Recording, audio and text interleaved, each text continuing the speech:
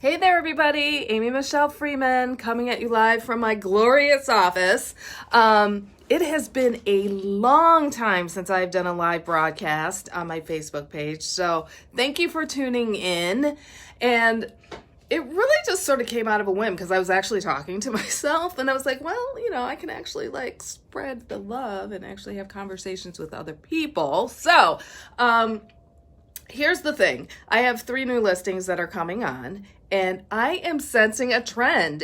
Actually, I have 4 over the next month, but I'm sensing a trend in people getting ready to go to market. The big craze decluttering, thrift stores are thriving because, decluttering is all the rage, and sustainability and passing on, and if it brings you joy, and if you're waiting for somebody to die, but I'll get to that in a minute. So I was like, I literally went to a listing appointment last week, and they were like, oh my gosh, excuse me, excuse the mess, the clutter. We were KonMariing all over the place and it exploded in our living room. So have you read the book? I actually read the book. What is it? The Joy of Tidying Up or something like that. I don't know. By Marie Kondo. And we are really starting to see a trend. You can find this on my business page, my website, amfreeman.com, and I actually try to put the link on my Facebook page for you. There are decluttering trends in 2019, who'da thunk? Number 1 is KonMari. So she wrote the book, Marie Kondo. It's touch the item that you're considering, and if it brings you joy, keep it. If it doesn't, get rid of it. And I'm like, okay, this outfit has memories. Those memories bring me joy. So I'm keeping it. So that method didn't really work for me. Back in my 20s, it was all about, let's shove it in the oven. I never bake anyway, so it's fine. Thanks to whoever just hopped on. So another one that I posted out hi Sky.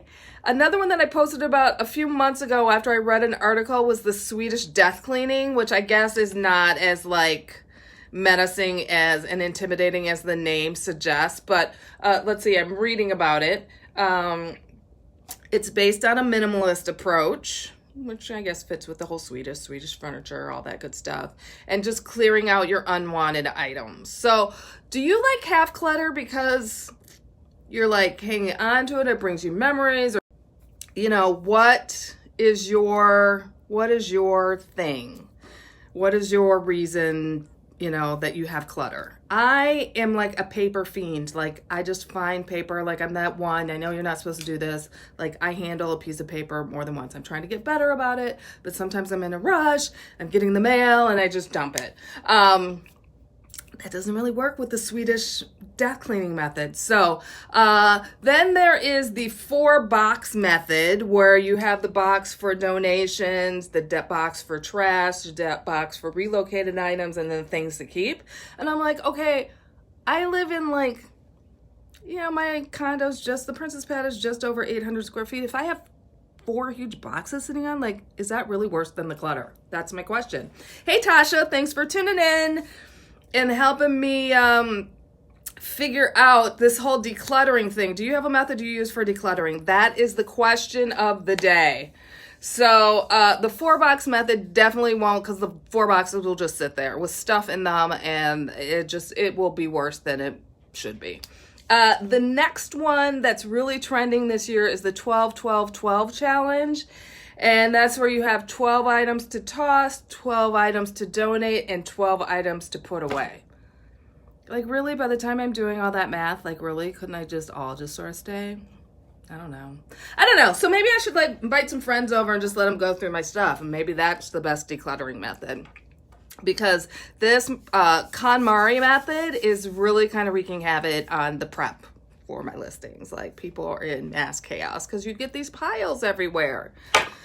You got to get all the family to buy into it and all that good stuff. So that's what we've got. If you've got a favorite method that you use, or a new method, it might not even be one of the methods that's trending, but if you just have old Grandma Mamie had a method, let me know. Okay, I got to put my glasses on because Sky wrote something and I can't read it. You like projects and you're really good at donating, but then I forget about it. Yeah, so really, you need to go. Yeah, you had to get a handle on it. So that's how I am. Like, I have good intentions. I started a donation bag this winter sometime. It's in my closet. I dump stuff in it. I haven't taken it anywhere yet. It's sitting there. So does that mean that I'm keeping it, or because my intentions were to get rid of it, that's the thing? So it's the it's a challenge. And it's especially a challenge in this market when you need to get ready to go to market really, really fast. And you need to be in tip-top shape. It needs to look like HGTV. That's just how it is. So that's what I've got. If you've got any other tips, I usually get in a mood and I'll, like, on a snowy day or a cold day or a brisk day or something, I'll get in a mood and start cleaning, and then I will forget about it, or it'll sit in my trunk. It's not good. But I do have another friend who she is actually doing a clothing swap party where she's inviting her girlfriends over for an afternoon and we're swapping clothes. So that's one way that I tend to get rid of clothes that I don't want. But something always cute comes home with me. So it's really just an exchange program. It's not like I'm getting rid of clutter. I'm just changing the clutter. So I don't know. It works for me. It's fine. But don't judge me if you ever come to my place. If you ever come to the Princess Pad, don't judge. All right, that's what I've got for you. I'm going to head out. Thanks for tuning in. If you have any other comments or tips for decluttering, let me know. I'd love to hear about them. Thanks for tuning in, Sky and Tasha. I will catch you guys later. Bye-bye.